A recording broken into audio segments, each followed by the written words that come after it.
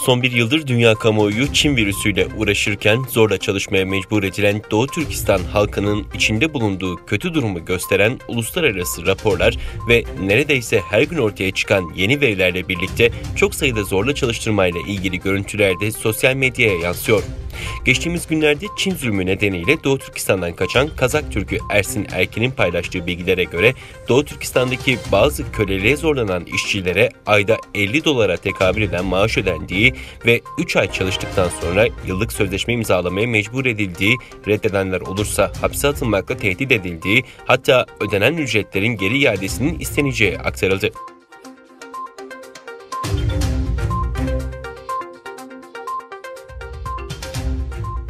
Beyaz Saray'dan ayrılmasının arifesinde Uygurların karşı karşıya olduğu toplumsal trajedinin soykırım olduğunu duyuran ABD eski Dışişleri Bakanı Mike Pompeo, Washington Post'ta Uygur soykırımıyla ilgili bir makale yayınladı. 19 Ocak'ta yayınlanan makalede Mike Pompeo, Çin Komünist Partisi'ni 1950'lerden beri Uygurlara yönelik baskılarından dolayı eleştirdi. ABD hükümetini konuyu uzun süre görmezden geldiği için eleştiren Pompeo, Çin bizim sessizliğimizden dolayı çok ileri gitti. Bu gerçek dikkate alınmalıdır dedi. Pompeo ayrıca ABD hükümetinin Uygurlara yönelik mevcut siyasi baskıyı neden soykırım olarak nitelendirdiğini ayrıntılı olarak açıkladı.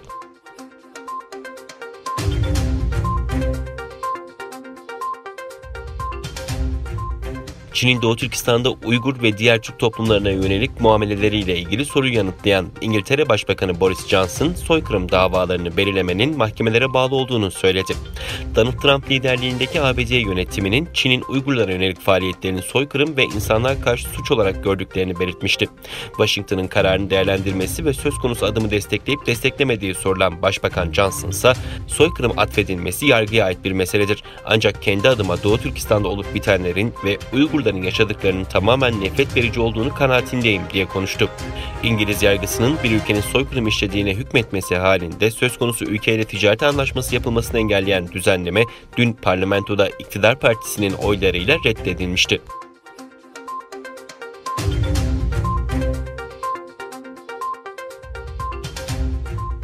Çin 45. ABD Başkanı Donald Trump dönemi Dışişleri Bakanı Mike Pompeo'nun da aralarında olduğu 28 ABD'li yetkiliyi yaptırım listesine ekledi.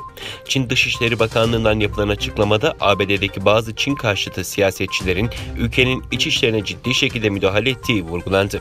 Açıklamada yaptırım listesine alınan Pompeo dahil ABD'li 28 yetkiliyle aile üyelerinin Çin anakarası, Hong Kong ve Macao özel idari bölgesine girmesi ve bu kişilerle bağlantılı şirketlerin Çin'le iş yapmasının yasaklandığı kaydedildi.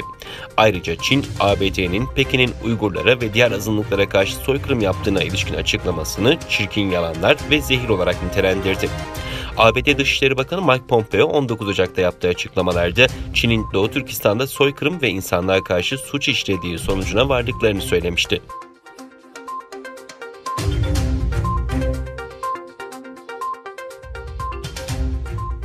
ABD'de 3 Kasım seçimlerini kazanan Joe Biden, ABD Kongresi'ndeki törende yemin ederek ülkenin 46. başkanı oldu. Yemin törenine görev süresi dolan Donald Trump katılmazken başkan yardımcılığını Kamala Harris'e devreden Mike Pence katıldı.